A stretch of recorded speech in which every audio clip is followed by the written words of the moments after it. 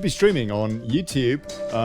Gonna set up the stream for Facebook as well, so bear with me, people.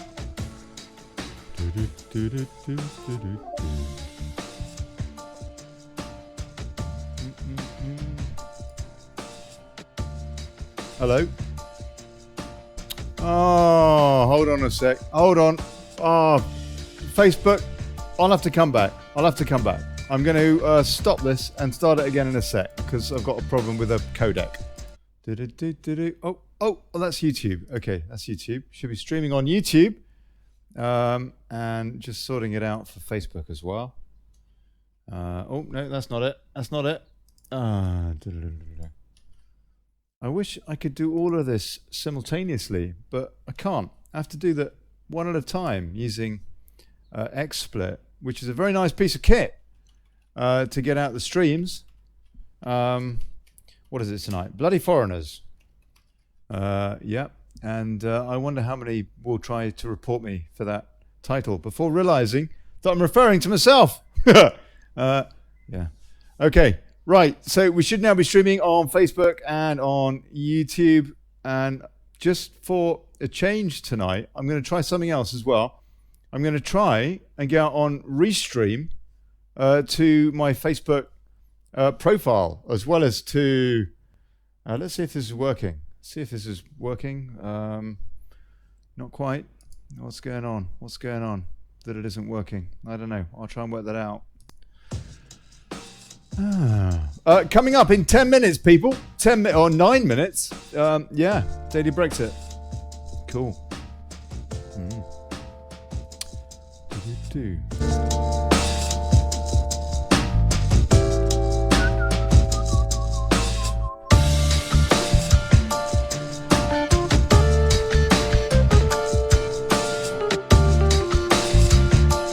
Whoa, look at that. Okay.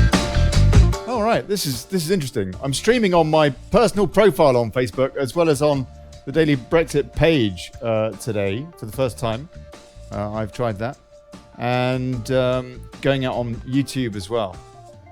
So I don't know if that's going to affect the bandwidth. I've got absolutely no idea. Hopefully it will be all right.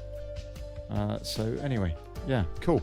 All right, geezers. 8 minutes, people. If you're watching an archive streaming on my personal profile on Facebook, as well as on... You might want to fast forward about, 7-8 minutes to the top of the show if you're watching an archive version. Otherwise, Jeremy Poole from WakeUpUK is co-hosting his show with me co-hosting my show. So we're sort of co-hosting, I don't know, whatever. We're doing a simultaneous thing anyway. Bit of a hookup. So it should be quite good fun.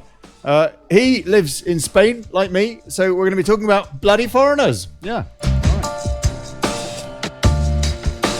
Plus the locals, I imagine. Yeah. Oh, dear. Oh, yeah.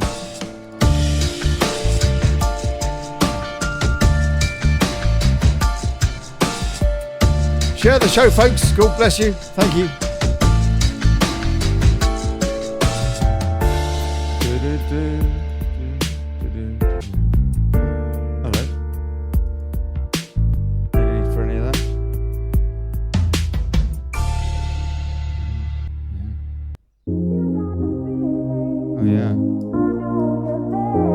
Feeling the tourists are going to get stuffed, I'll tell you that.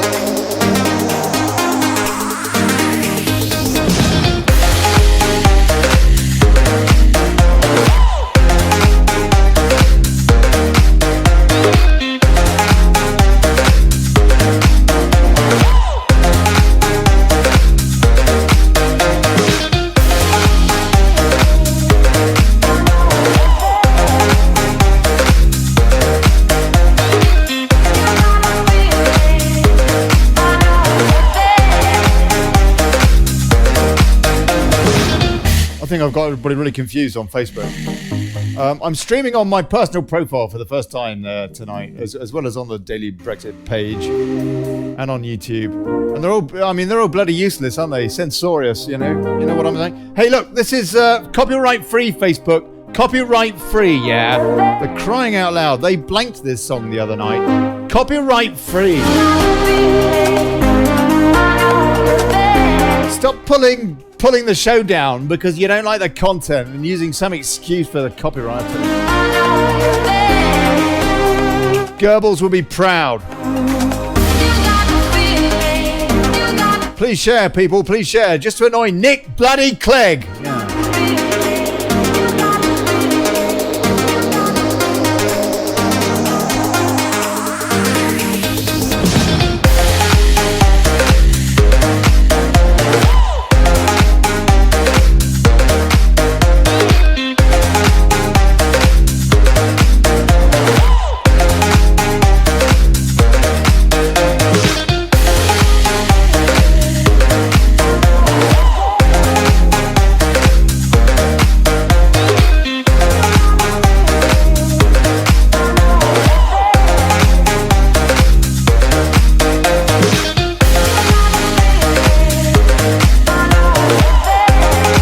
So have you voted today? Tell me about it in the comments. And I'll give a bit of a rundown of your experiences at the polls today.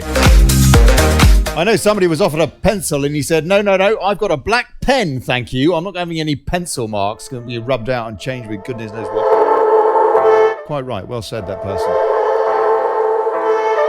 Let us know who you voted for and why, people. Or if you didn't vote, why not? Probably because you didn't have any Brexit candidates. Don't you know? That's right, Mo, Eva, Brosier, no votes in Wales, nor Scotland. No.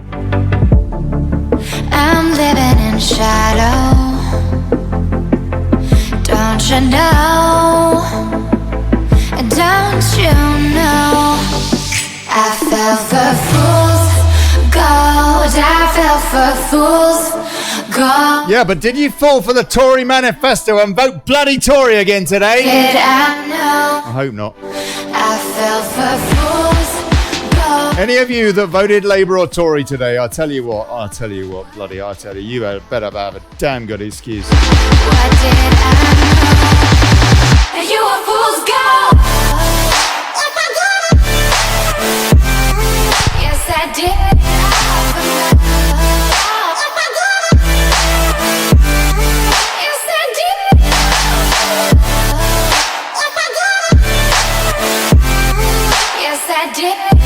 Hey, Edward in California, Melanie in France. Well, good. Oh, very international lot.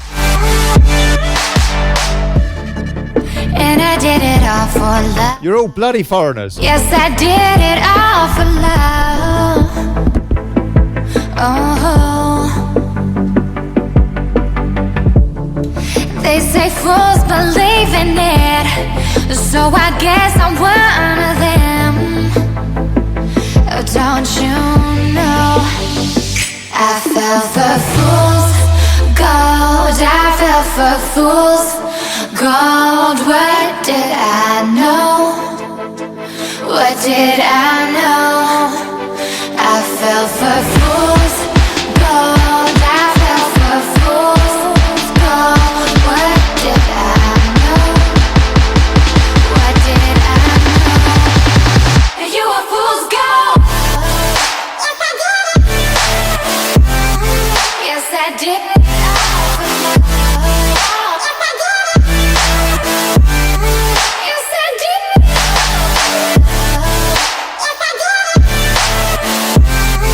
Yes, I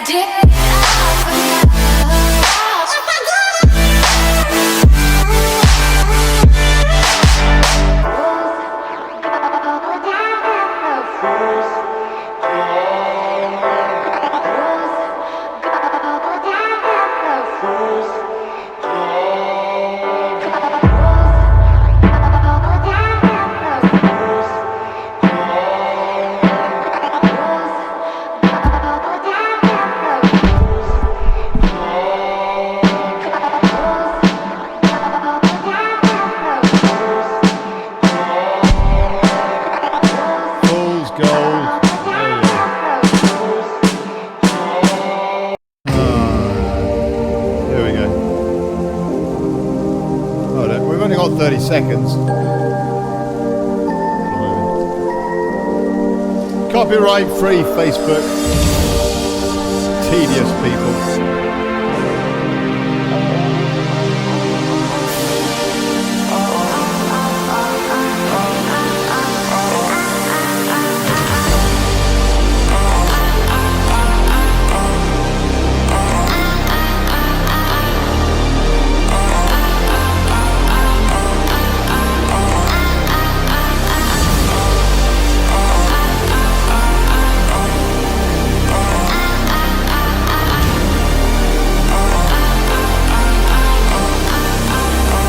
Right, that'll do. You've had your chance. Yeah. Hey folks. Good evening, good people. Welcome to the Daily Brino Betrayal.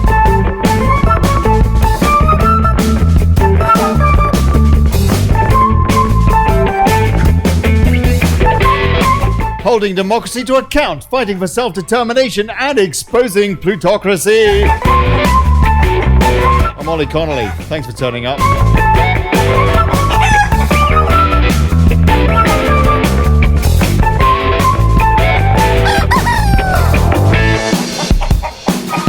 And now, bloody foreigners!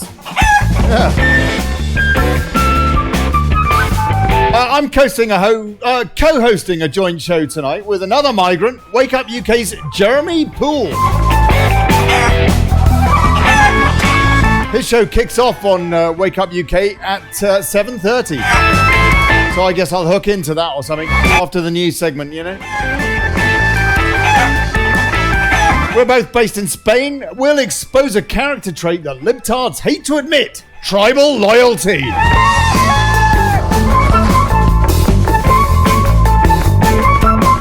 Taking your calls, actually anytime now. You can call in anytime now on UK national number 033 000 11264.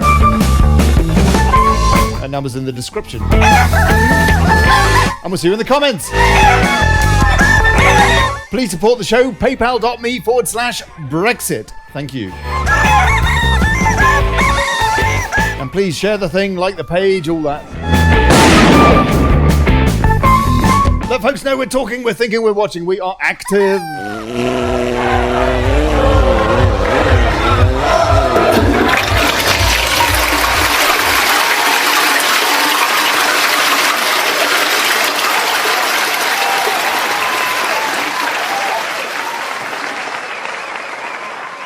Aye. Steve Foster says, this is the first time I have not voted. No one to vote for. Oh, blimey, O'Reilly. Okay, let's have a look and see what's going on in the world of fake stream. And doubtless we will be talking about the locals throughout the show. But no results until, of course, the polls close and then a bit. And that isn't going to happen until, what, 10 o'clock tonight, I think. So I don't know, a few tidbits here and there. In the meantime... so they're all talking about Williamson getting hacked. Yeah, what was he? Defense Secretary hits back at the kangaroo court. He's calling it. Meanwhile, Morden, who's a Brexiteer, has become the first woman to head the MOD in that role as Defense Secretary. Gavin Williamson blamed a vendetta by Britain's most senior civil servant for his dismissal as Defense Secretary yesterday. And we'll see where that goes, but it seems to me it's not going to go far, because whilst the Met have said they are very happy to investigate this, it sounds as though the government do not want to go anywhere near it if they can possibly get away with it. Because let's face it, why would Theresa May want to expose herself to more scrutiny over the fact that she just does things that are against the national interest? Why would she want to draw attention to the fact that, yeah, she's fine to trust a company that is enshrined in Chinese law, that any Chinese company has to cooperate with the Chinese government in any way, shape or form the Chinese government sees fit. In other words, perfect spying opportunity is laid open, and no wonder the Five Eyes are aghast at this behavior by the UK and the United States, for example, saying we may not share intel with you anymore because your leader is such a moron. But what would you expect from this woman who says Brexit means Brexit when clearly it does not mean anything like Brexit, according to her, and who also took us into the UN Migration Compact, whereby we have no borders and without anybody batting an eyelid in the media and there being no talk about it whatsoever, which is why many of you listening to this will not even be aware of that. So anyway, you're fired. She says, I didn't do it. He says, sacked leak minister faces jail. I think that the person that should go to jail is Theresa May for being an abject traitor. Just saying. Anyway, okay, right. So that is what's going on with that particular story because our Prime Minister is such an idiot that she thinks it's a good idea to allow China, of all places, a dictatorship, for crying out loud, that puts people in concentration camps when they don't like them. That kind of company wants to put them in charge of or have a big interest in our telecommunications networking. You are absolutely mad, or a psychopath, and probably more likely the latter. Anyway, right. Westminster, 60% of Leave voters are now backing the Brexit party. YouGov finds, and I mean, it's just incredible, isn't it? I know a lot of you folks who are kippers are frustrated by this. Hey, don't shoot the messenger, yeah? And these polls, they could be wrong. They could be wrong. I do not have 100% trust in Nigel Farage myself. Frankly, far from it. I don't have trust in any politicians really 100% these days. And I don't think I have done for years. But anyway, look, the majority of Conservative and Leave voters are now planning to vote for the Brexit party at the European elections, according to YouGov's latest poll. Westminster reported earlier about the headline polling figures that showed Nigel Farage's Brexit outfit now had a 9-point lead over Jeremy Corbyn's Labour Party, which is in second, with the Conservatives in a distant third. It's quite remarkable. Broken down, the YouGov's figures reveal that a whopping 60% of Leave voters are now planning to vote for the new Brexit party on 23rd of May. That compares to 14% who are planning to vote Tory, another 7% still backing UKIP. Just absolutely stunning figures. So want to hear more of what you have to say about that. I got to say, personally, you know, it's great. I think it's fantastic. I do not trust this party any more than the next particularly. However, and I do frankly have more trust for Gerard Batten. But you know what? The bottom line is, I don't care what party it is. I don't care what party it is that assists with Brexit. If people are being attracted away from the Conservatives and the Labour Party, both of who lied in their manifestos when they pledged to honour the referendum, then that can only be good. And I do think that we need to be pragmatic about it, whatever our loyalties. This show tonight is about tribal loyalty. And we have this party political tribal loyalty, don't we? I'm a proud floating voter personally, and I will go for whoever will help deliver my sovereignty. And I don't know who that is yet. I don't know who I would vote for between the Brexit Party and UKIP. But I am very, very pleased personally to see anybody, any party that is a Brexit party taking away support from LibLabCon. Surely that can be only a good thing. Breitbart has a take on this. EU's Juncker admits Brits don't feel at home in EU. Brexit party topping polls. So they're conflating stories somewhat, but both interesting angles. European Commission President Jean-Claude Juncker has admitted that Britain has never felt at home in the EU, while a poll has put Nigel Farage's Brexit party in first place ahead of the European Parliament elections. Mr. Juncker lamented Thursday that the British political elite, you know what, I don't give a stuff what he has to say. You know what, I don't give a damn about you and your political project. Yes, we do care about Europe very much. Thank you. The Express, Brexit Live. Verhofstadt to visit Britain next week in push for Brexit, revolt in EU poll. Now, I thought this was hilarious when I read about this. I don't know about you. Guy Verhofstadt, the European Parliament's Brexit representative, is coming to Britain next week to campaign for the Liberal Democrats in the European elections. Lucky Lib Dems, I'll tell you what. And I'll tell you, I'll bet my boots that he will not be setting foot with his boots in any Leave constituencies. And if he did, well, I'll tell you, what would you say to him on the doorstep? Please pop it in the comments. That could be very funny indeed. Or if you want to give us a shout, 033 000 11264. I'm running solo here until 7:30. If you want to call in and have a chat and cheer me up, great. Then got Jeremy Poole from WakeUpUK. Going to be doing a co-show with him from the bottom of the hour. So anyway, Theresa May's embattled cabinet is facing fresh splits today. This story continues. Amid reports, the government is considering a customs union deal with Labour. No Brexit, no Brexit, no Brexit. Brexit does not mean Brexit in that case, does it? To get a Brexit agreement. They're calling it a Brexit. To get a Brexit agreement. That is a contradiction in terms. Sexpress, Express, whatever your shag rag name is. That is a contradiction in terms. Her deal does not constitute Brexit in any way, shape or form. Stop lying. Stop lying. This paper that was bought by the Mirror Group, that are all a bunch of morons. So we now have not a single UK newspaper in the newsagents that is pro-sovereignty. Absolutely incredible. You think about that. There is still no guarantee the UK will be participating in the Europe-wide poll. But Mr. Verhofstadt is planning to knock on doors in Britain. This is for the EU elections on the 29th of May. The Belgian national, who is seeking re-election to the chamber himself and looks strikingly like David Mellor, will travel over by Eurostar from Brussels to join Lib Dem canvassers on the doorstep on Friday, The Independent reported. Insiders have said ministers remain bitterly divided over the customs union proposals, with several doubting such a deal could command a majority in Parliament or survive Didn't we have a referendum to settle this? UK Parliament? I could have sworn we did. I could have sworn that you gave us, through our parliamentary democracy, the choice to make this decision. And we heard all of you going on and on and on about it.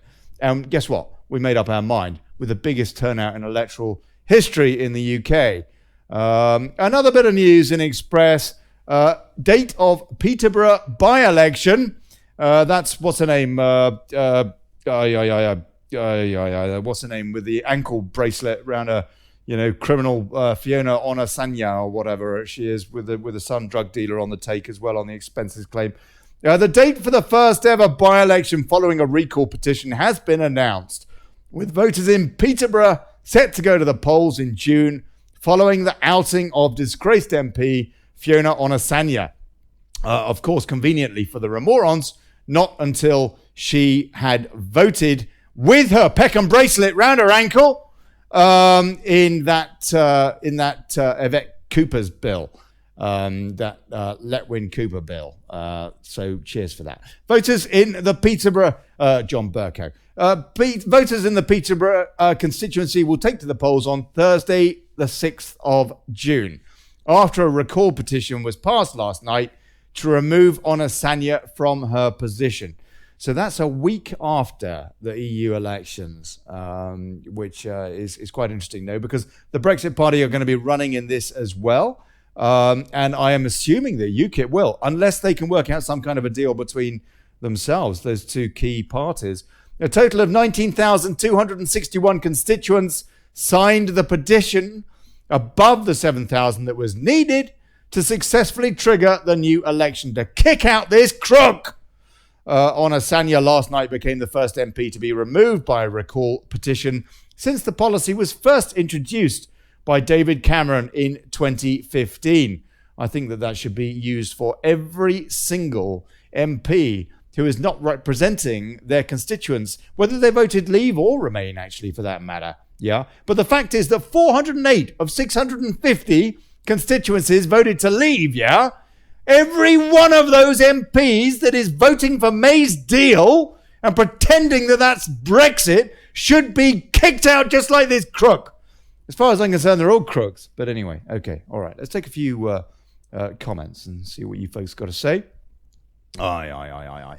Wendy Miller, we should all go and protest at the place he is going to. And I don't know where he's going to. Apparently, I've frozen. I've frozen. Hold on a sec. That is because I'm going out to 3 places tonight as opposed to 2, which I normally go to. I just pulled out my camera and shoved it back in, and maybe that'll make a difference. Who knows? Kathy Farrell. Verhofstadt cannot stand Farage. Well, that's a good good point for Farage then in that case. Edward Keithley, Parolees sitting as MPs.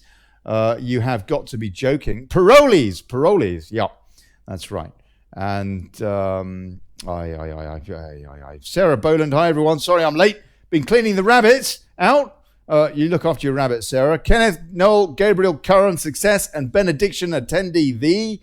Blimey, I can't read that. I don't know. Kenneth, what is that? Is that Gaelic? I think that must be Gaelic or something. Edward Keithley, so I'm noticing a distinct lack of chaos today. Okay. We've had a frozen picture. Come on, Edward. We're getting there.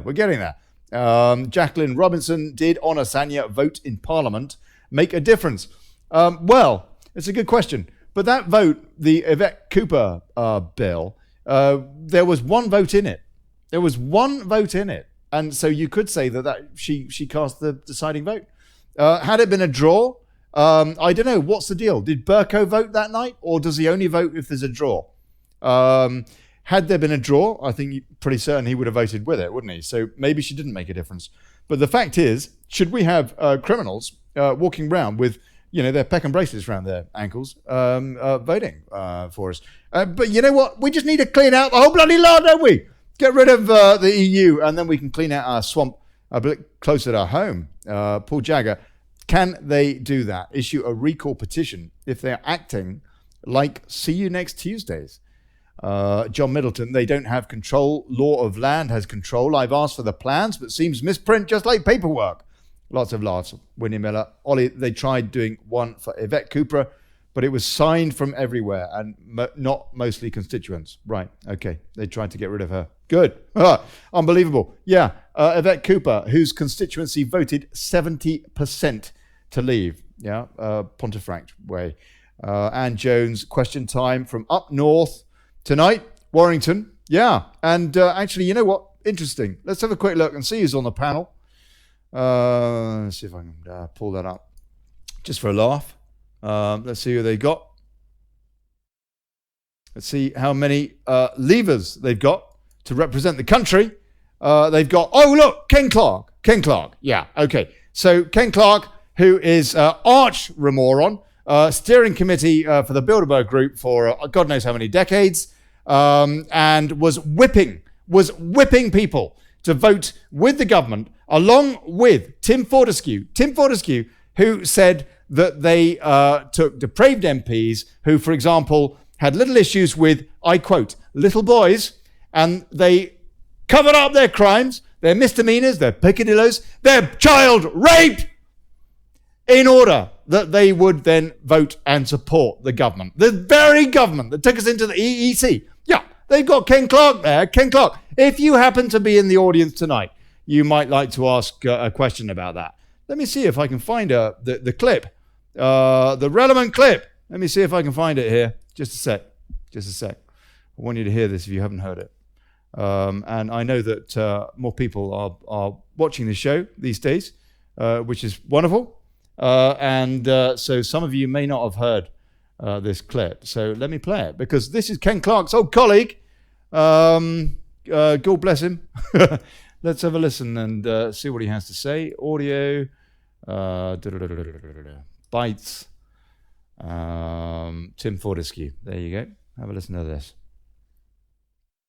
I'll turn the volume up and tell them the truth. I say, no, I'm in a new one. So hold on a sec. Let me be clear about this. What this is, folks. Yeah, this is Ted Heath. Yeah, that took us into the EEC, that covered up the FCO 301048, for example, that explained how we were going to lose our sovereignty and so on and so forth.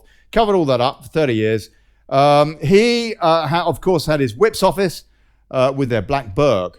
And one of those whips was Tim Fortescue. And Tim Fortescue basically explained the way they ran that whip's office. And bear in mind that his colleague wasn't one of his colleagues in that office was Ken Clarke, who was on Question Time tonight. Anyone with any sense who was in trouble would come to the whips and tell them the truth. They'd say, no, I'm in a jam. Can you help? It might be debt. It might be scandal involving small boys, or any kind of scandal which a member seemed likely to be mixed up in. They'd come and ask if we could help. And if we could, we did. And we would do everything we can, because we would store up brownie points. That sounds a pretty nasty reason, but it's one of the reasons. It does. Paedophilia, fine. Then he'll do as we ask forevermore. He'll do as we ask forevermore. Yeah, that is how they oil the rails of democracy. Child rape. Fine by them. Fine by them, as long as it gets us into the EEC. Isn't that what happened? I think that would be a splendid question. If you happen to be in the audience tonight for Question Time, I think that would be a terrific question for good old chummy chap, Ken Bloody Clarke. Who else have we got there? Emily Thornberry, who tried to get me kicked out of the Commons when I pointed out that she wasn't answering my question in the lobby a few weeks ago. God bless her. Had to drop the charge when she realised that I was a journalist and that I wasn't going to put up with her nonsense. Simon Evans, comedian, no idea. Sonia Soda, no sodding idea. And Kate Andrews, I think that she's now, is she now Brexit or something? The thing is, so often it tends to be the case that these panels are made up of people who are Brexiteers post the referendum. Do you notice that? When they say, oh, we've got 2 Brexiteers on the panel tonight out of 5, and you're thinking as a Brexiteer, oh, that's a good night to have 2 out of 5, 40%. Whoa, that's not a bad ratio for the BBC. They're really putting up their socks. But the reality is that when you actually research these people, they voted Remain half the time. And so actually they probably only got 20%. 1 out of 5 who actually is a true Brexiteer and isn't one of these converted, very possibly controlled opposition type Brexiteers, yeah. And I think that's tends to be the case with Question Time. So anyway, there you go. Always good to find out what's going on with them. Right, okay, a few more comments. Gillian Rutter, Ken Clarke is into little boys. Well, I don't know about that. I'm not going to read the rest of that comment because I don't know about that. What I do know is that he was a colleague to Tim Fortescue, who admitted that paedophilia was used as a way to ease government policy, the very policy that took us into the EEC. That is a fact. The fact that Ken Clarke's been to court with Ben Fellows and stuff like that, I don't know the ins and outs of it, to be honest with you. I don't know the truth because I wasn't there. I do know that there's a hell of a lot of smoke so far as Ken Clarke is concerned. But all I can say is what I am absolutely certain about, which is his association with that whip's office, that was behaving in such a disgusting way. Helen Smith. Hey, Helen Lasky Smith. God bless you on YouTube over there. Theresa May is waiting for some more cans to kick down the road, Ollie. Yeah. Well, Robin Horsley was here last night, as many of you heard, and unfortunately we didn't get round to discussing everything that we wanted to on the show last night. But one of the things that we didn't discuss was what's going on now with the withdrawal agreement. And it is his opinion and mine, actually, that what is going on is that they will pass that. They will pass that. And that there will be no EU participation, UK participation in the EU elections, that they will somehow get that withdrawal agreement through. And that clearly is a big concern. But I kind of think that that's where we're going. And God forbid that there is this agreement between the Conservative Party and the Labour Party. One of the things, and it's worth pointing out as well, a key thing is how this government is trying to make it such, for the first time in British history, that the next government cannot unpick anything done by Theresa May with regards to this withdrawal, with this deal. What the EU are calling a treaty. Not a deal, a treaty. A treaty, yeah? It's only our liars on this over this side of the channel that are softening it up and calling it a deal when actually it's a treaty for vassalage. So anyway, yeah. We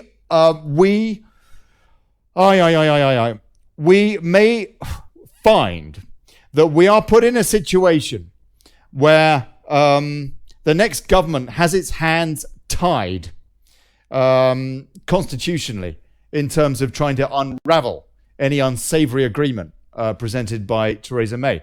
Politically, we can do what we like. It's all about gunboats at the end of the day. If you've got the Navy and whatever, if you've got the power, then you can do what you like. That's the bottom line. We do know that is the fact. We try to, bat a straight bat and all that, and to try and be good with our neighbours and so on and so forth. But it may be the case that we are seeing tyranny.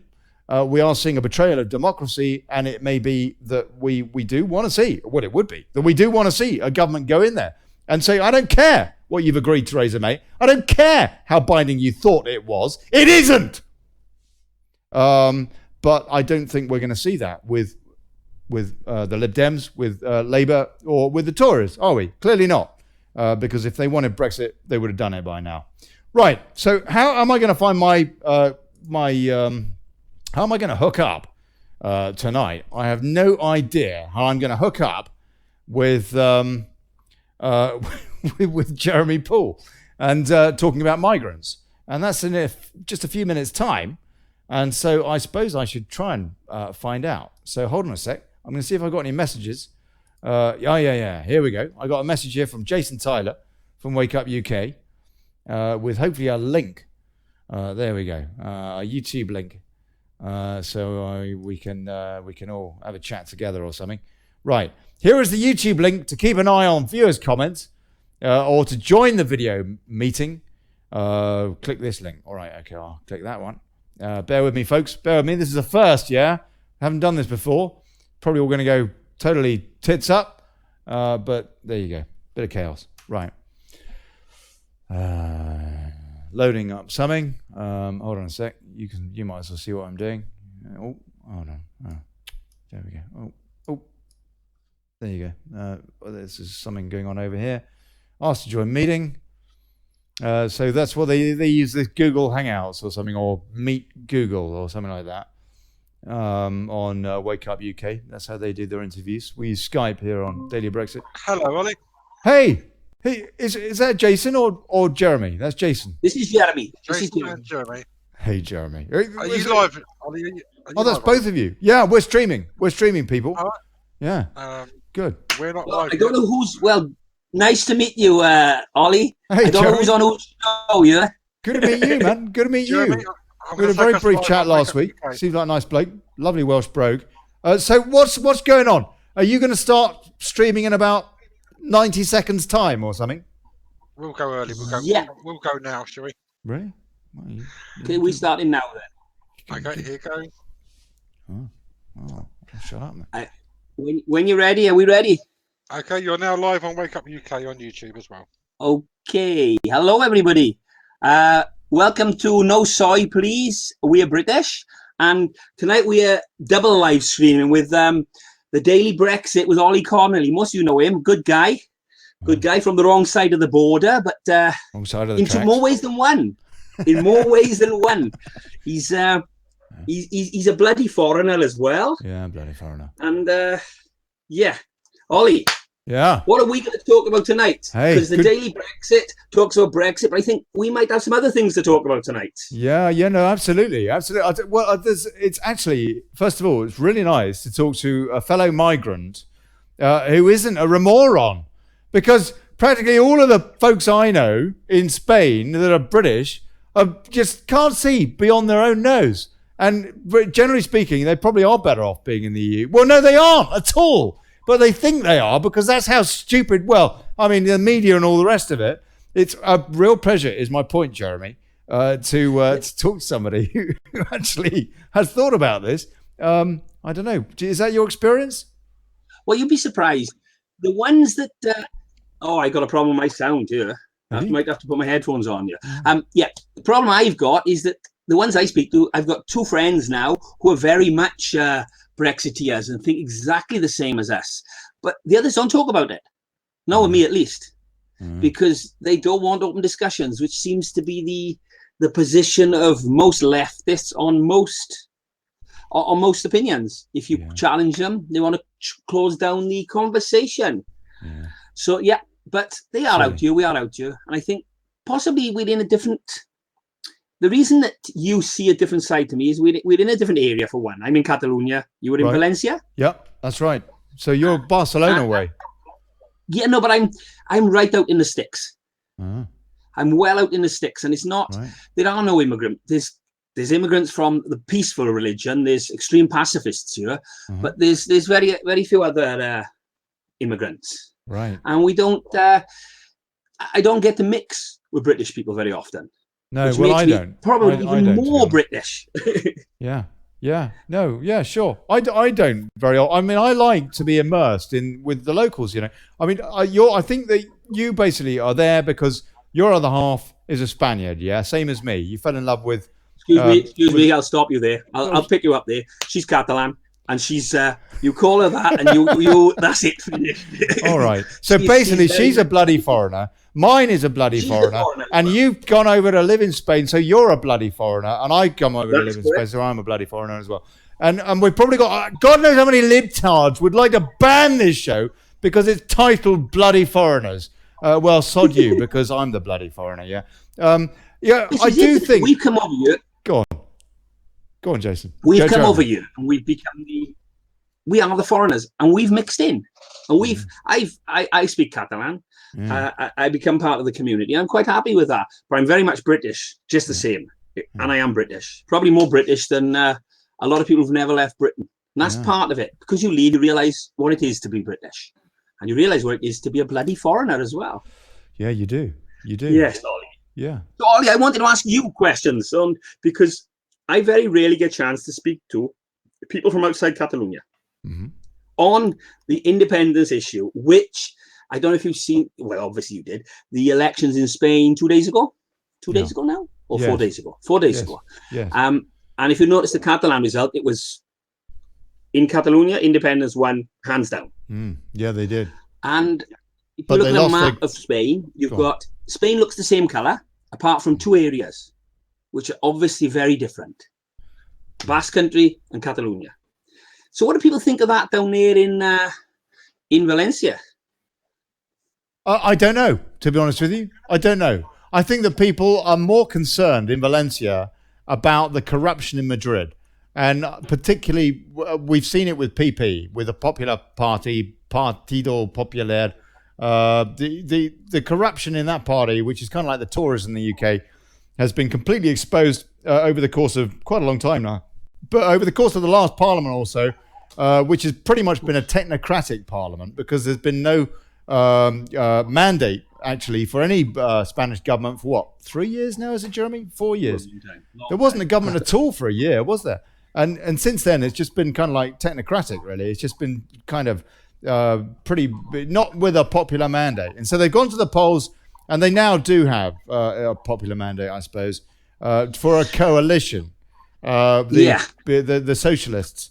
But I think that people, generally speaking, are less concerned about the Catalan issue, as big as it is, because they think it's kind of gone away. And they're more concerned still about the corruption in Spanish politics. And that is one of the reasons, Jeremy, why so many Spaniards are actually quite happy to surrender, it seems to me, to the EU, to give away their sovereignty to the EU, or to empower these foreign technocrats, because they don't trust their own. Well, you've got Guy Verhofstadt, actually in bed with Ciutadans, and I see Ciutadans and PP as the same people. They different court, same people. Now you've got the PSOE in the Spanish Socialists, the equivalent of the Labour Party. Tony Blair style Labour, the worst style of socialism you could ever get. The sellout of anybody. Turned into fascism, abject fascism. They even used the same rose. They even used the same rose on their symbol as Blair used. And really, do they? The same rose? That's nice. Yeah. Have you seen the rose? No, I can't remember offhand. But yeah, sure, fair enough. But so what's happened in Spain is that people got fed up with PP and PSOE because they didn't really trust either of them. More so the PSOE, the socialist side, than the Partido Popular side, which was a bit more Franquista, if you like. But the fact is that neither party, each party, has been trusted less and less and less. And so in come these new B-type parties. For PP, there's this new kind of PP light, if you like, Ciudadanos, which means citizens.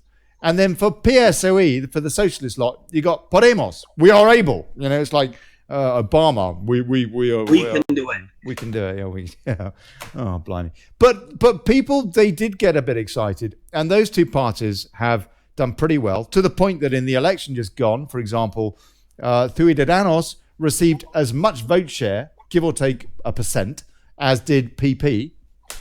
And the Podemos haven't done quite as well against the old socialist establishment party, but that's partly because the old socialist establishment party itself has been seen to reform a little bit, has got a young face heading it, for example, and stuff like that. But I wonder... Young Bilderberg, you might be add. This guy's been to the Bilderberg group as well as Really? Ciutadans leader. Who's that? All been to Bilderberg. Go on, Jeremy. Pedro Tell me. Sanchez. Which of them are Bilderbergers? Pedro Sanchez was invited last year to the Bilderberg group. He went. really? And Well, yeah. 2 years, a year and a half ago, He's in Albert charge Rivera. of the Labour lot, the equivalent of the Labour lot. Go on. And Albert Rivera was there, not this year, but last year. He's in charge of the Tory Light Party, if you like. Yes. Ciudadanos. They're all Bilderberg, all been there and just got their little backhanders from their Bilderbergers. Really? And they're all... That's interesting. That amazed me I because didn't know that. I did a video quite a while ago now, suggesting I was wrong, the next leader of the Spanish government would be Albert Rivera. This is when they were polling about 5% or 10%. And why I said that was because I was watching Press for Truth, and I saw this guy coming out to the Bilderberg meeting, and there was none other than Albert Rivera. But nobody knew who he was on that because he was an unknown Spanish politician. And not quite right, but he's pushed up a hell of a long way in the polls. A hell of a long way. There was not a single party, as far as I am aware, in the election, the general election the other day in Spain, that is anti-EU. That was what I was going to ask you, because I couldn't vote. Not a My single wife said to me, who would you vote for? And I said, there's none, because I couldn't vote for Vox, who's supposed to be anti-EU. Vox is supposed to be a kind of like UKIP, yeah?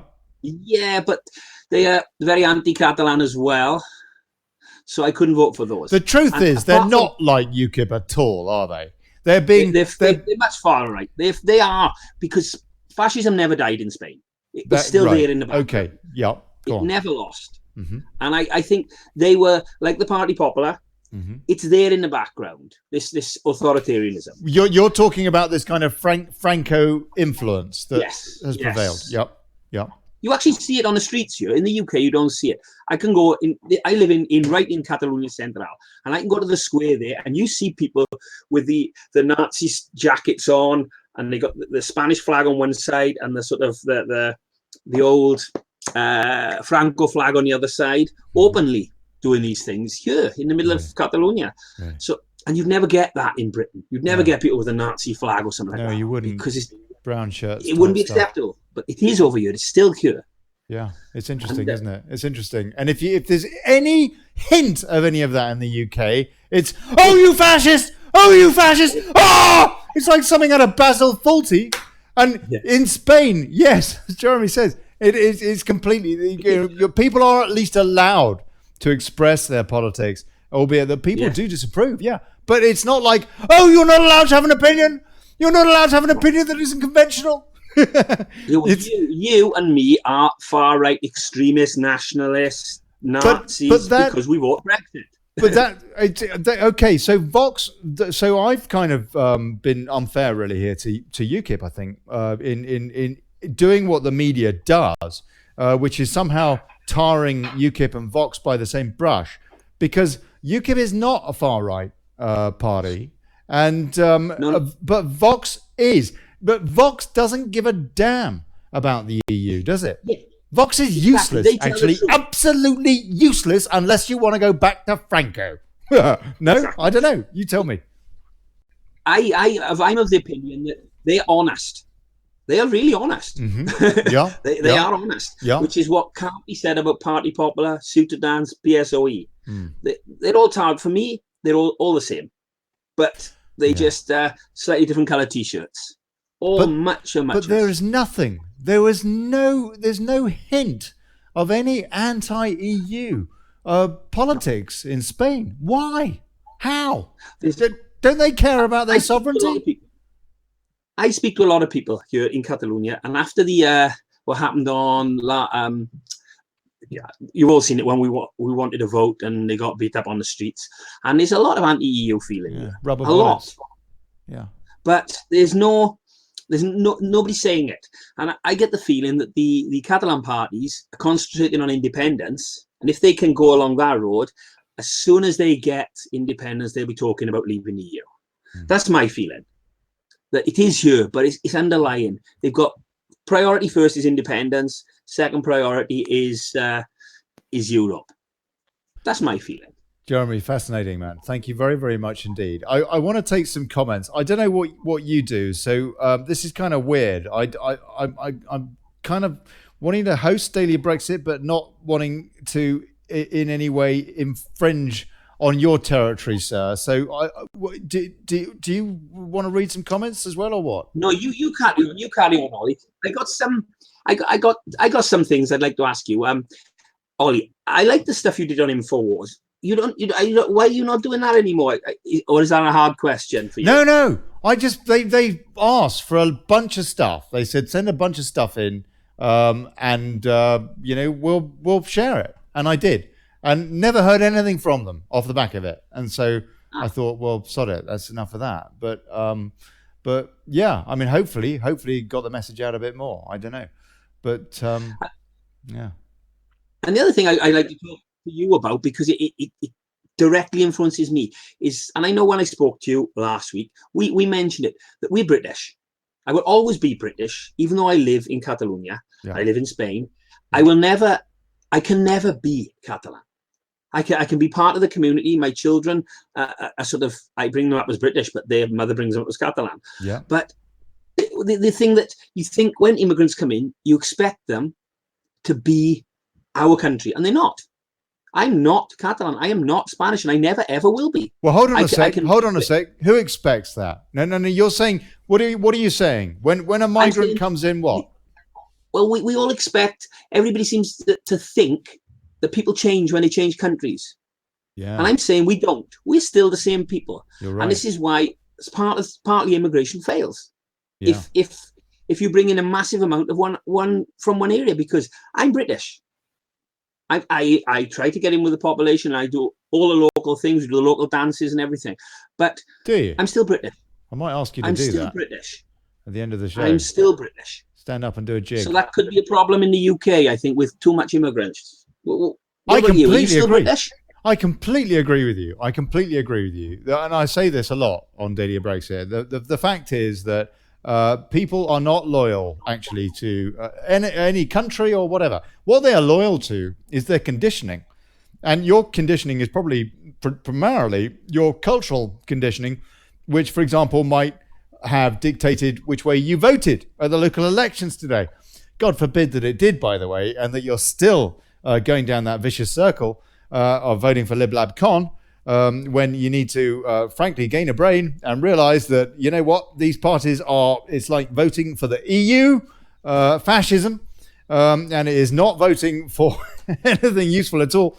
But the fact is that we have this conditioning, and it could be religious, or it could be the kind of food we like, and it tends to come from our parents and from our schooling and stuff like that. And when you then move to a different country, particularly if it's later in life or whatever, your 20s, your 30s or whatever, it's almost impossible to truly assimilate in a way that is to completely adopt somebody else's culture. But what you can do, though, is you can respect it. And I guess that migration, when you talk about is migration successful, to me, it's a question of not whether or not somebody has a primary loyalty to one culture or another, because the fact is they will, if they come from, say, Pakistan, they will have their loyalty to that Pakistani culture, not to the British culture, which, guess what, is more indigenous British than it is Pakistani British. Guess what? And let's just be, honest, for crying out loud, and stop being so ridiculously politically correct. People are loyal to what they've come from. But on the other hand, to me, a sign of good migration is when migrants respect the host culture and that there is a mutual respect. But, that respect thing, that respect keyword is very important, because the people who also need to respect themselves are the locals.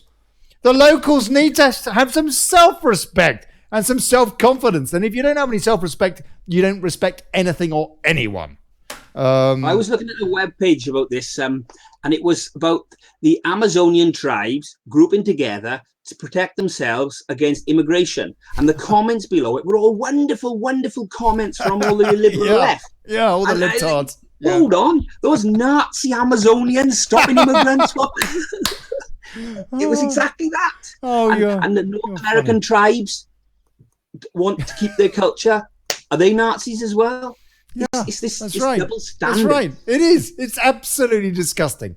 It's incredible. And people really need to see through that. When you read The Guardian, all that crap, I know they're dishing out, telling you how you should feel so guilty. And, now what are they doing? They're now about to open up is it the University of Oxford or Cambridge or something, to find out what the slave routes are.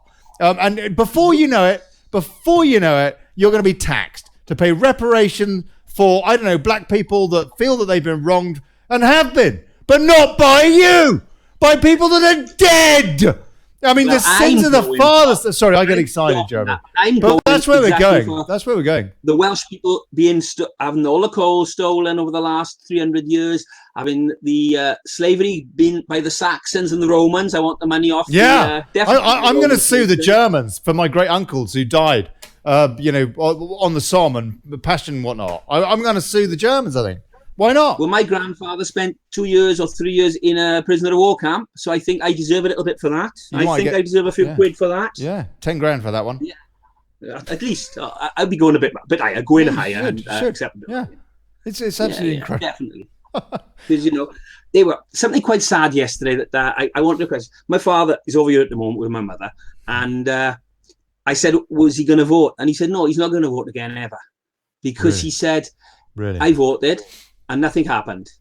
I voted for Brexit. Nothing happened. He said, why should we vote anymore? Nothing is ever going to happen and we can't change anything. So now he says, that's it. I'm out of democracy. And I said, don't do that. Vote for UKIP or something. He said, no. Nothing is going to change anything. So we are out of democracy now. And imagine how that plays out throughout the UK when the plebs, us thick plebs that didn't know what we voted for, are pushed down and to a point where you say, no more. We give up. We're not voting. We're not playing you a game. What happens next? It's very sad, isn't it? It's very. It is sad. You're right to hear that from your parents. Is that the opinion of both of your parents? Yes. Both of them said that's it, and they're 75 and they voted their whole lives, and they believed in Labour mostly. and they voted for Brexit. And Ebervale, as you know, I don't know if you know, it's a very big Labour area and a very big Brexit area. Yeah. And I've sent messages and messages and messages to my MP over there, and nothing comes back. And he's a shyster as far as I'm concerned, a real shithouse. Excuse my French, but he is. And the people of Ebervale voted clean Brexit, definitely. But really, what was the so now, what was the result? What kind of margin was it? Any? It was one of the highest in Britain. I know that. I think it was 63% or 64%. Really? Brexit. And yet the MP is denying that. Well, he's not pushing it. He's sort of sitting back and doing absolutely nothing. So he's not representing his constituents, in other words. No, he's a traitor. Simple as that. No question for me. I've heard that quite a lot from around the country, but in Wales, there seems to be a great deal of that going on, from what I've heard. People coming on this show from Wales have said exactly the same, have given exactly the same story that you have, that their area voted overwhelmingly to leave, and that their council, for example, is putting on events which are pro-EU. Yeah, it's terrible. It's absolutely appalling. Everybody in the council is that the money is coming from there. You follow the money trail. That's what you have to do. You have to follow the money trail. Well, that makes a mockery when they say, you should, today at the locals, you should be voting for the bins, not for the, Brexit, for your country, for your future. You should be voting for the bins. It makes a mockery of that, doesn't it? We actually have to stop supporting any party that supports the EU. Could your parents not have voted today for a party that would support Brexit? Well, they're over here visiting me, so they couldn't vote today. But sure. No, they're talking about if there's another election, if there's another. But no, my father, I said, we'll vote for the Brexit party, vote for UKIP. UKIP is the one I would say for. Mm-hmm. But he says, no, I can never change anything. I'll go swimming, I'll watch the football, I'll enjoy my life and have some fun and forget about politics, because we can just live our life and let those do what they want. And that's a very sad outlook, but the outlook that he has now. Yes. Now, only since Brexit. Yes. So imagine how many people are, I'm just giving you the one example of mine. How many people are there, their feelings for any kind of politics just destroyed, just completely and utterly destroyed by Theresa Ramona and these kind of Remainiacs. Yeah. It's so sad. People that have voted their whole lives. It is. It is. Why do you think then the it's youngsters, like giving up. The bloody, I can't believe the youngsters are supposed to be so liberal and that, and they still vote for the centralized autocracy. Yeah, that's right. That's right. Can you think they vote for people that haven't been voted in. Sorry. They support a construct where the leaders, the presidents, are not voted in, except by cronies, for crying out loud. I mean, it's absolutely unbelievable. They think that's progressive somehow. But we're the Nazis because we are pro-democracy. That is the craziest idea in the world. I love 1984 and books by George Orwell. I'm just looking at them behind me. I've got a pile of them behind me. And it's exactly what he said. 2 + 2 equals what we tell you it equals. Democracy is not. Oh, I don't know what's happening. Sorry. 2 + 2. That's me. And these people believe it. Ooh. They believe in the lies. They're not seeing with their own eyes. Oh, we voted to leave. Why are we not leaving? Because you didn't know what you voted for. I haven't found anybody who voted leave that didn't know what they were voting for. Only the Remainiacs didn't know what they were voting for, or think we didn't know. You still there, Ollie? I'm still here. Yeah, I'm just trying to everything went quiet. Just trying to find you. And I don't know how we can get to the youngsters. How we can get them to see what is really going on. Yeah. Okay. Look, I want to take a few comments, if that's all right. Yeah, go on, Jeremy. You do it. We can both answer them. I don't want to leave the audience. You carry on. I'm quite happy with that. It's a bit strange actually tonight. I'm doing something a bit different. Can I give a bit of an advert here for Caroline C. Stevens? Her letters to the MPs. She sent out 320,000 letters in hard copies, and they've been sent to MPs. So anybody who's following that, please go to Caroline Stevens's website, webpage, listen to her on Wake Up, and see if you can support her, because she's doing a good job to try and get Brexit in. Okay? Go on, sorry, what's she done? What has she done, Jeremy? Well, she sent out a letter framing the reason why our entry to the EU was illegal in the first place. Yeah. So if you can have a look at that and support that. Well, read it out. I haven't got it here. All right, no worries. No worries. I Okay. haven't got it on me. All I just right. had the message off her a bit earlier, and I that's thought, fine. must remind Okay. people about that. Cool. Yeah. She's giving. I'll try and get that for next week. She's been giving me a hard time recently. She keeps asking me questions about Tilbrook because she's not entirely happy with something about Tilbrook, I suppose. I don't know what, frankly. And I said to her, come on the show and ask. I had Viscounts and Davids on the show who's guaranteeing Robin Tilbrook's lawsuit last week and the week before. And I've invited her to come on if she wanted to question him, and she didn't. But she keeps asking me questions about them, and I don't know how to answer. You ask her, ask them.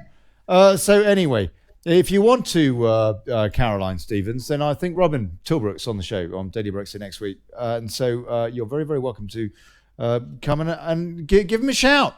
And anybody that does, by the way, want to call in and ask Jeremy a question or ask a question or whatever, you can.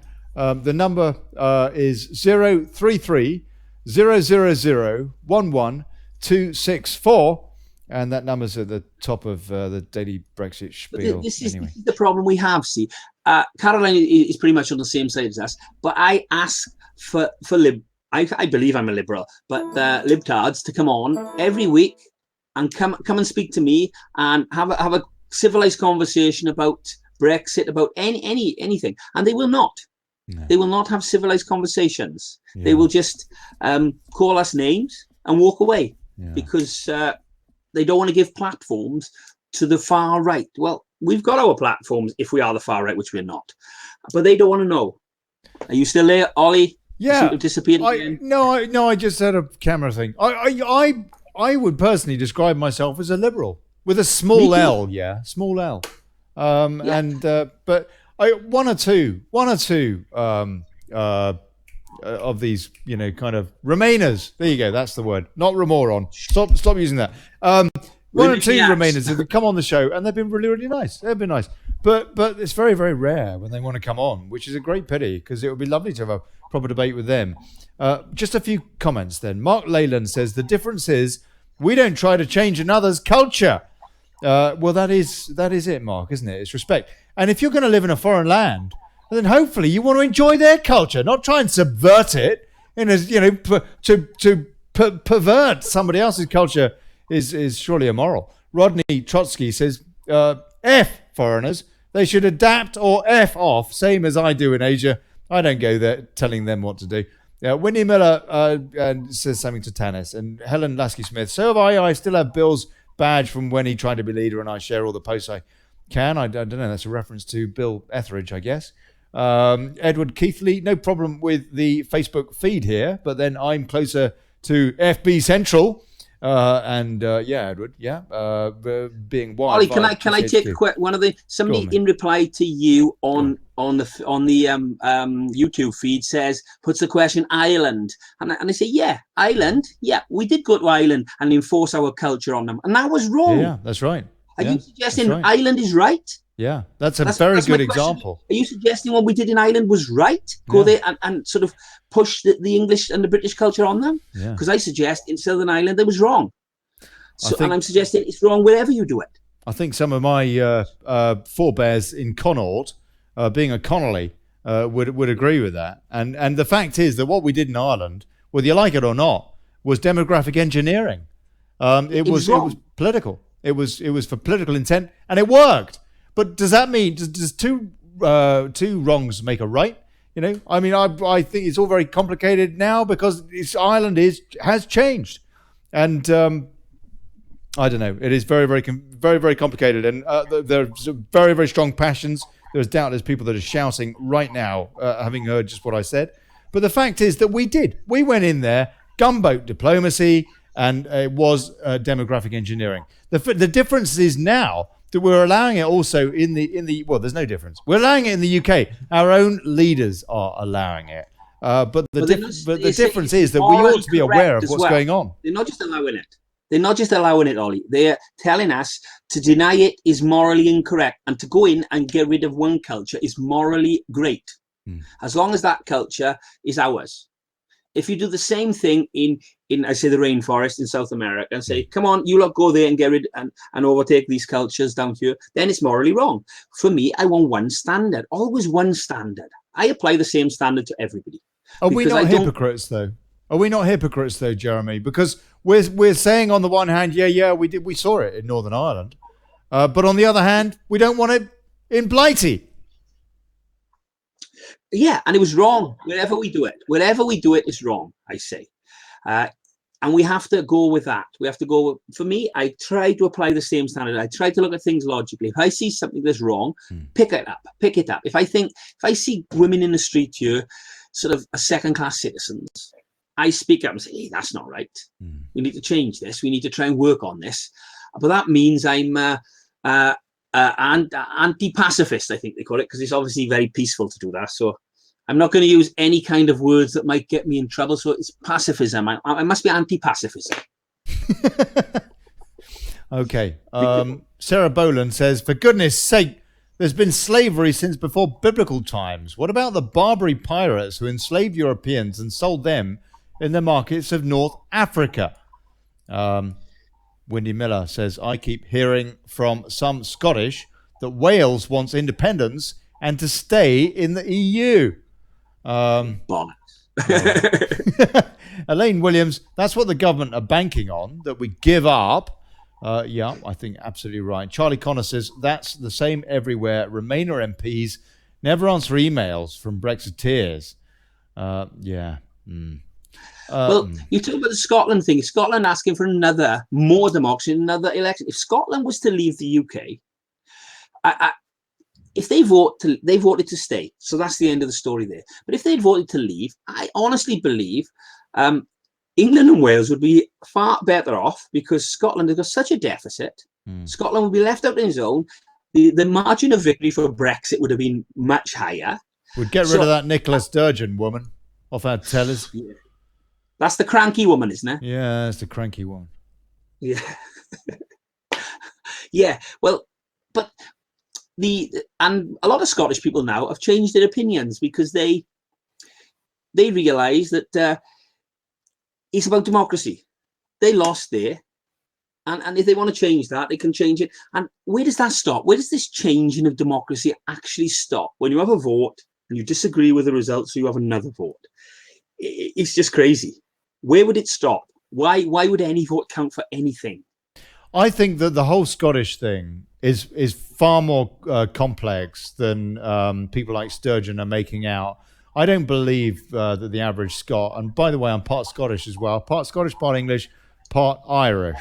And I do not believe that the Scots are as sort of pro-EU, anti-UK. For a start, because they probably realise the Scots are a pretty canny lot. They probably realise that the EU is bankrupt, and that it could be an absolute nightmare for Scotland economically to get involved in that. But setting that aside, because that is kind of complicated, I want to ask you, Jeremy, about your involvement, please, in Spanish politics, as opposed to your involvement as they call us expats, don't they? I don't know. I'm still a patriot, yeah. So I think expat is a silly word.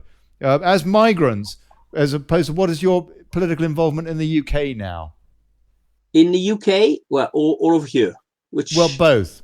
Do you? Well, yeah. So where do you vote? Right, Ollie. As I say, you can vote in the UK elections in the just by logging on online and filling in the details. It's quite simple. I did it this week. Mm-hmm.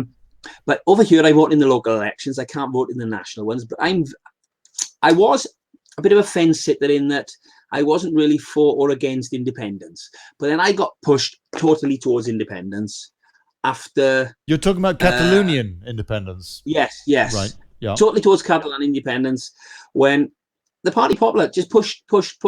Every time Catalonia wanted to speak about it, it was no, no, no, no. Yeah. And on the TV, it was so anti-Catalan. It was. And the number of people, there was an English guy. I tell a story I had with an English guy, and he was from Andalusia.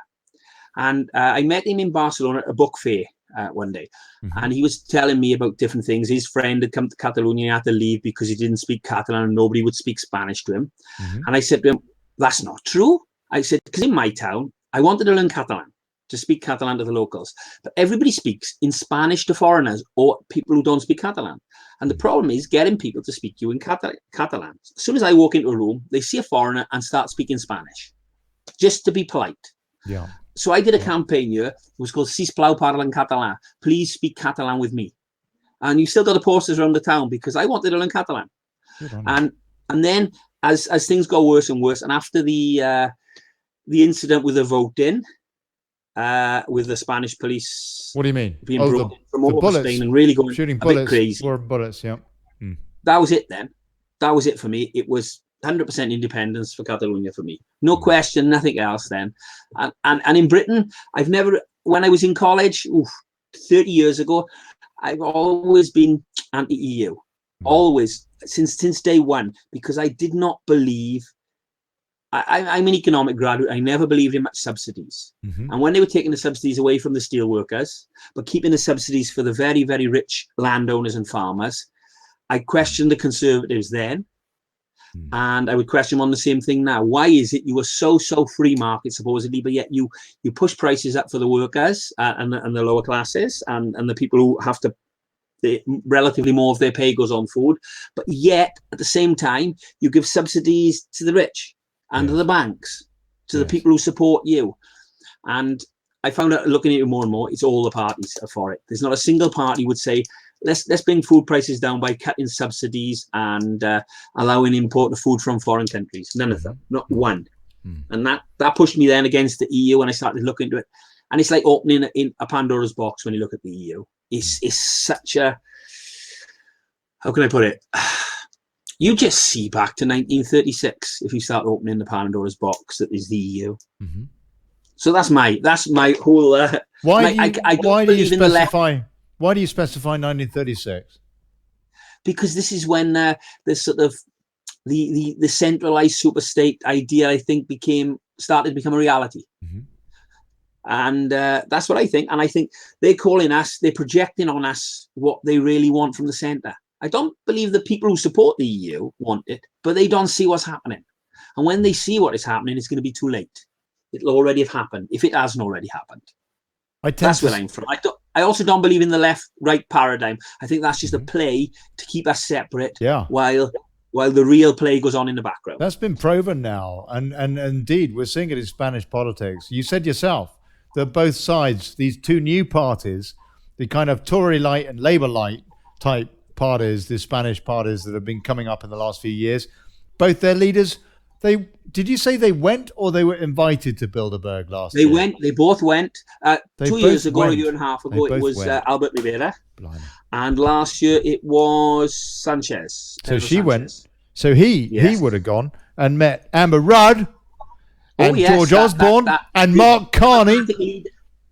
Yes, all those big Democrats from Britain.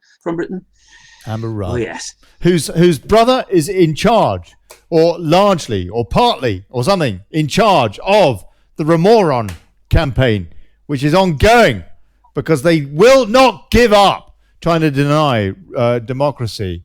Olly, they are democracy. Don't you listen to them? More votes is better. Olly, you know they are democracy. We are the ones who are anti-democracy. No. Olly, I'm going to have to change now because I've got another guest coming on. Have you? All right, good. Yeah. Well, that's all right. I got Pete coming on. He was supposed to be on last week, and he's sitting in the wings waiting patiently. Cool. Well, I'll bugger off. I'm sorry, but Olly, seriously, you're welcome to come on here any time. That's great. We should do this when more I'm often. free. I will be phoning you a show and. Thank you, Jeremy. Thank you. Jumping on there. Yeah, this is awesome. I love it. I love doing this co-show. This is really good. Thank you, Jeremy. It's nice, God bless you. I like it as well. Well, look, I'm gonna end. Stay around if you want to. Stay around, Olly, you can. Well, what time is it? Well, I'm going to end my show. I'm going to end Daily Brexit, and then I'll hang around with Jeremy for another 5-10 minutes. Give me a link, Jeremy, and I'll put it in the comments so that people Ask can go Jason, over there. He's the technical person. I'll send you the link on Facebook. Good man. Send me the link, and I'll put it in the comments, folks. Yeah, seeing as he's, basically kicking me off, I suppose, hey. Stay around. You're welcome to stay, but I need to speak to the other guy now about No, other quite things. right.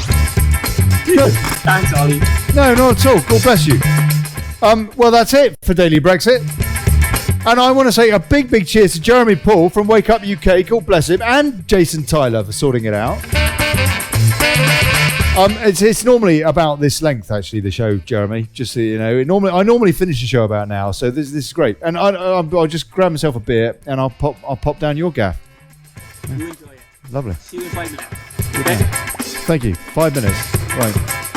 I'll put a link up, folks. If you want to check out Jeremy Poole's show on Wake Up UK, I will put a link up now, and I'll see you over there. Bye, Ollie.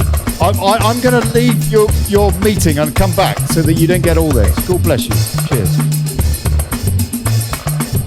So that's it. That's been Daily Brexit. This Thursday, local election day. We'll get the results later, I suppose. Can't wait. Yeah. I'll tell you what, I so hope they got a massive drubbing. I so hope EULibLabCon got a drubbing. And just a little appetizer before the EU elections coming up on the 29th of May as well. Oh, yeah. Bring it on.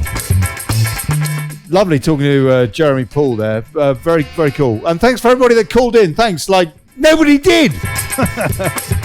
Thanks for all your comments, folks. God bless you. Right. I'll be off, I suppose. Go get me a beer. Do. Oh, hold on. That's not it. Hold it. Someone's calling now. Oh, they were calling. Do. Yeah.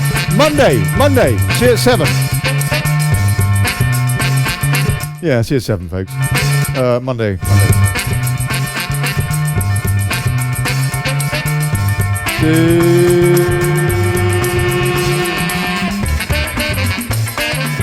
Right, I'll put this in the comments because I said I would.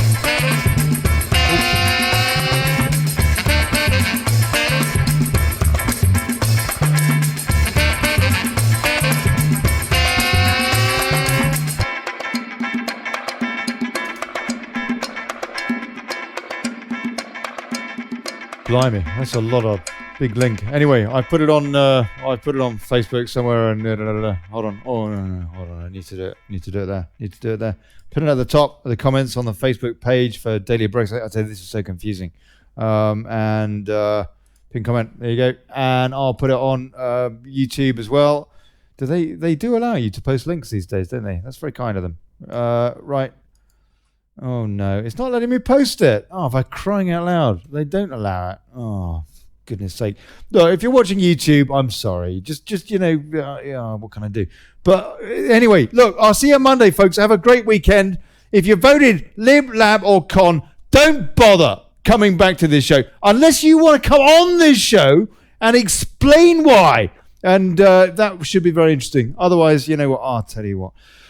Oh, for crying aloud. Here's to us and bugger plutocracy. Catch you on Monday. Have a great weekend, folks. Ciao. Beer o'clock.